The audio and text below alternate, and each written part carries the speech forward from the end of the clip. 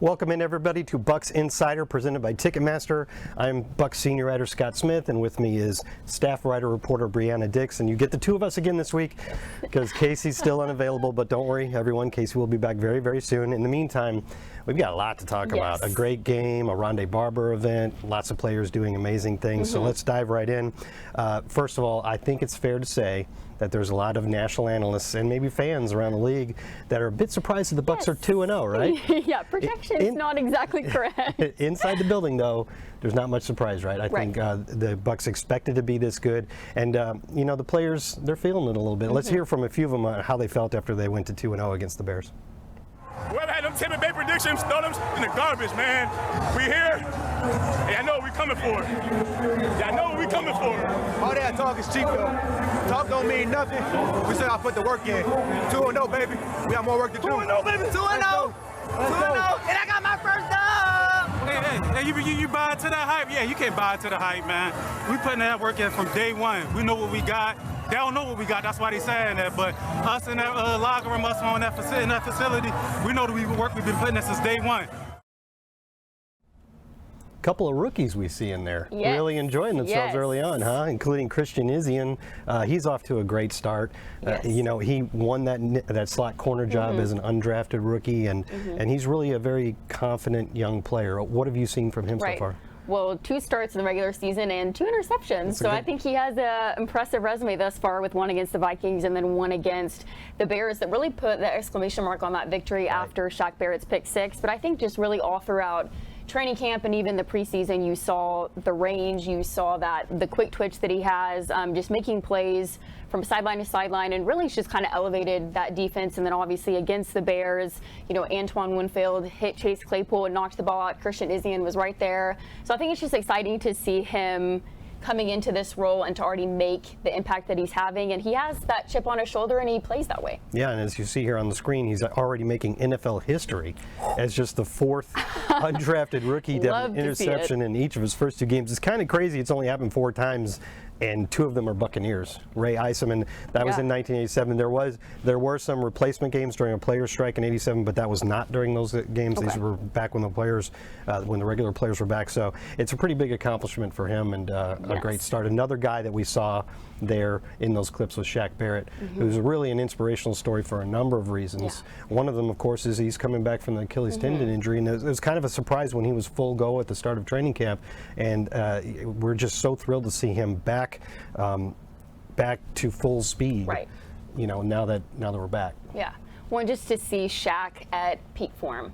You know, and on that play, he kind of initially stunted inside and then dissected the play, looked at Fields, dropped back, pivoted, and then was able to make the interception kind of by closing that passing window. So I think just not only, like you said, him coming back from the Achilles injury, but also just he lost his two-year-old daughter, Araya, in April. And I think just to see the way that the team rallied around him, and even his teammates kind of helping push him into the end zone, I think is just kind of an embodiment of the team really rallying around him and his family and Jordana throughout the off season. So, you know, not a player that you could root for more than Shaq Barrett. And I think we saw from his reaction, which we'll look at here, that really meant a lot to him. Out of his own end zone, intercepted by Shaq Barrett, fighting at the goal line for a pick 6 that just might seal the deal for Tampa. Unbelievable. You know, you can't even fathom going through something like that. To see him go through it and come out on the other side, play like he's playing right now, to be where he is right now is unbelievable. I always plead for my family already, but then camera was on me after I made the play. I told her, love you, miss you, wish she was here.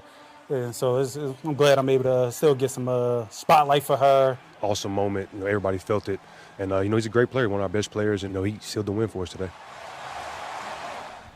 Yeah, it's so hard what the Barrett family's been through, but it's just good to see him get some joy there with a play like that, especially one that basically sealed the victory for the Buccaneers. Another guy that's been inspirational to his teammates already in just 2 starts as the Buccaneers' new starting quarterback is Baker Mayfield. I think we see from Baker that he's willing to do whatever it takes to win, right? That he is. And some of that is simple things that the coaches want him to do, like throwing the ball away rather than putting it in harm's way. But also sometimes he takes off and runs, and when he runs, he seems to mean it, and he got a award for it, actually. The angry scepter, yes.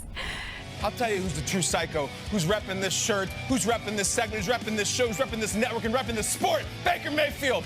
Let's go. Last week, week 1, out of nowhere, Baker says, get your weight up. There goes the Baker with his stiff arm like always. He looks like Gaston on the sideline, and he's screaming, and he wins. Now, if you're just new to this segment, you're like, what's with this idiot screaming all the time? Some piece of crap scepter? You think the players care about that? Do I think the players care about that? Baker Mayfield, Heisman Trophy winner. Did you get the scepter?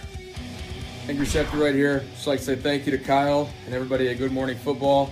Hopefully there's more to come for the Bucs here. You're damn right, Bake, and there he is. That's right. That's how you do it. Jamie pointed out it does appear he's in some kind of sauna. It's an angry sauna, though. I like it. You pour the water over those rocks, and it's steamy as hell, and it exfoliates. We love it. Baker Mayfield, week 1 winner of the scepter. Yeah, I don't know who's working harder there, Baker or Kyle Brandt, right? He really sells out.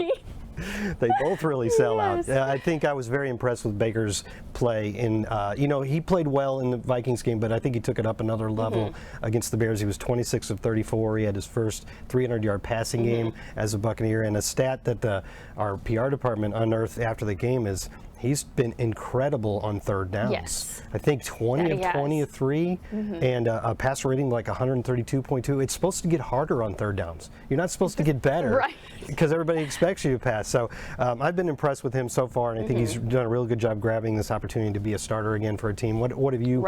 What really stands out for you from Baker's play? I think specifically from that Bears game, the Bears pressured Baker Mayfield 17 times, and they didn't take him down once. And I think you saw a lot of times where it was almost close. His legs were being wrapped up. And even if you just looked at the initial picture, you would think he's going down to the ground. And then some way, somehow, he would maneuver around it. He would evade the sack. He would get off one of those incredible sidearm passes and keep drives alive. So I think that was one of the biggest things for me, is just the effort that he plays with. And he really spread it around when you look at this chart here. Throwing to all quadrants of the field, and like you said, making some just really off-platform throws. I think everybody on the one you were talking about where he was basically being tackled by his feet and he was almost horizontal to the ground. Flipped a little side armor to maybe K. Dotton, I think it was. It reminded a lot of people of the great Bucs Super Bowl victory here when we were playing against Patrick Mahomes, and the defense did an amazing job against Patrick Mahomes, but he still made a number of crazy plays like that. And you're like, who else could do that but Patrick Mahomes? Well, we saw a little bit of that from Baker Mayfield, but one of the reasons why Baker had such a game is because he very wisely kept throwing the ball to one Mike Evans. Mike Evans finished with 6 catches for 171 yards and a touchdown for the second week in a row. He's another guy that maybe NFL analysts around the nation and fans maybe were underestimating. Going into his 10th season, is Mike on the decline? He's played in so many games. He's had so many catches. Is this the point in his career where he starts to decline? And I think it's pretty clear at this point he isn't, right? Right. Well, I think you almost get to the point where he had 9 straight 1,000-yard seasons, and I think at some point people just become a little bit desensitized to what Mike Evans is able to do. Sure. And I think, against the Bears, he had 79 yards after the catch, career high, that 70-yard catch and run. But I think one of the most impressive things when I look at Mike Evans is his route running ability. And I think it's one of the things that he's maybe not as talked about, little undervalued in that area, but I think you saw the synergy with Baker Mayfield, with Mike Evans. Even on the 70-yard catch and run, he kind of initially pushes like he's going to run a vertical route. Then once the DB bid on it, he would pivot, then flip around. And before he would even turn, Baker Mayfield had already released that ball, and it was right in Evans' numbers. And I think that was really encouraging to see. And not only just Mike, but Chris ran the same route. They had a connection there.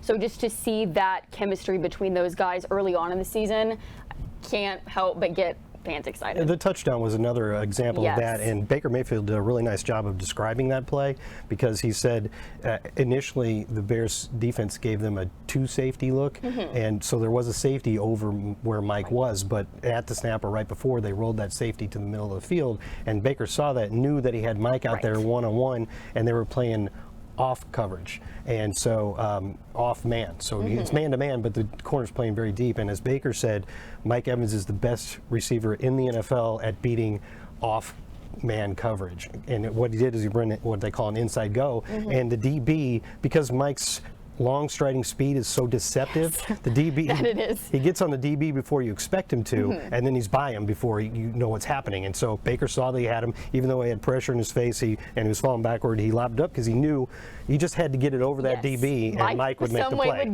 And so he did. And so it's really good to see the chemistry for those two. I think Baker was excited when he got here to be playing with maybe the best wide receiver duo he's ever had in Mike and Chris, and we're seeing that in action already. So that's pretty exciting. And Mike himself continues to move up the charts of the all-time greats. We're going to talk about Ronde Barber here in a second. This guy is on his way to the Hall of Fame, I believe, as well. He got his 83rd touchdown catch, and you can see that ties him for 25th with some pretty big names. But as you can see, every time he makes a catch, pretty much, for the touchdown catch, pretty much for the rest of the season, he's going to be moving up another spot. He only needs 5 more to be tied for 14th. Of course, Devontae Adams could get some more too, so that could change a little bit. But he's just climbing that chart really, really quickly, and he's just making a kind of a new bit of Buccaneers history every time he catches a touchdown. So anyway, that's actually a pretty good segue, because if we're talking about possibly him ending up in the Hall of Fame, he would be joining a growing number of Buccaneers. The latest is Ronde Barber, and last night we had the premiere at the great, just ornate, beautiful Tampa Theater of Prototype, the Legacy of Rondé Barber. Stephen Lynch, our great producer, our Emmy-winning producer, made this great movie. It's an hour and 20 minutes long, and it's not just about his career, it's about Rondé's whole life, his family.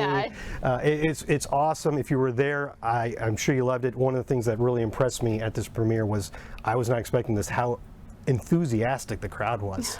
They were having the best time. Chants and cheers and laughing at all the funny spots in the movie. And they were just pouring out the love for Ronde Barber, and it was really awesome. If you weren't able to get there, that is going to be put on the Buccaneers YouTube channel at 7 o'clock tonight. It'll also be on Buccaneers.com, so you don't have to wait very long. I highly recommend it. If you really enjoyed Rondé's career or are just a Buccaneers fan, you're going to really love it. I did. Don't want to miss that. I think one of my favorite moments in the documentary was Mike Tomlin, who used to be Barber's former defensive backs coach, and he said that when he came in, he joked and told Rondé that he was LT and he was Bill Parcells, and he said, I knew that that's what he would mean to me as a coach.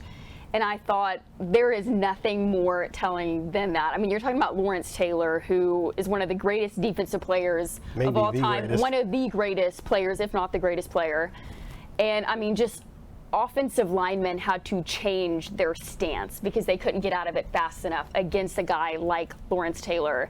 And to say that Ronde Barber was going to be that player for him to really take the Buccaneers to the next level.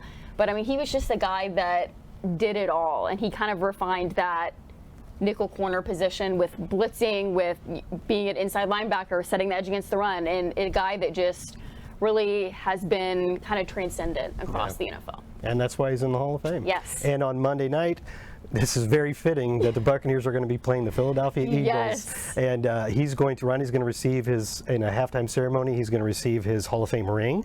And on the Ring of Honor at the stadium, his name's already up there, of course, because he's in the Ring of Honor. But like Tony Dungy and Warren Sapp and Derek Brooks and John Lynch, he's going to have his Hall of Fame logo presented next to his name. So that'll be exciting. And no better team against I'll tell you, the Eagles. There was a panel after the movie last night up on the stage, which I was fortunate enough to moderate, and we were getting to the end of it, and Ronde was talking about what he was most proud of about his career, and there was a lot of good answers there, but at the end he kind of made a joke. He's like, I'll tell you what, I think I'm most proud of just being a pain in the butt for the Philadelphia Eagles. So it's so fitting that it'll be against the Eagles, and that's going to be really exciting too. But, you know, before we go here, that's a big game for the Buccaneers. 2-0. Eagles are 2-0. It's the only matchup of undefeated teams in the NFL in Week 3. And for the Buccaneers, it's really an opportunity to prove that this 2-0 start isn't a fluke and that they are actual contenders, because the Eagles are the defending NFC champs, and they're very good again this year. So, I mean, what are the challenges that the Buccaneers are going to be facing on Monday night? I think one of the biggest challenges is certainly going to be Jalen Hurts, who has that incredible dual threat mobility like Justin Fields last week. I think that gives you a little bit of confidence this week coming in after they held Justin Fields to just, I think, 3 yards. 3 yards on 4 carries. So that coming in, but just to be disciplined in your run fits. They were able to contain Justin Fields to where he wasn't able to do the boot action, all of those kinds of things. But the Eagles' system is predicated on Jalen Hurts with the RPOs. And then once the defense kind of allocates resources there, then that kind of creates those advantageous matchups downfield for Devontae Smith. So I think that's going to be a really big thing. And then their defense has a lot of star-studded players like Hassan Reddick, who is one of the most explosive pass rushers in the league. You have Darius Slay on the back end. So, got to be on the P's and Q's this week against the Philadelphia Eagles. Yeah, that's a star-studded roster, which Yes. is why I say this is a great opportunity for the Buccaneers. That it is. Hopefully you get a chance to be there or see it on television. It's going to be a very exciting night for the Buccaneers. And so with that, thank you for joining us again this week, and we'll be back next week. And I said it last week and it wasn't true, but I think next week Casey Phillips will be back to run the show like she usually does. So thanks for joining us today.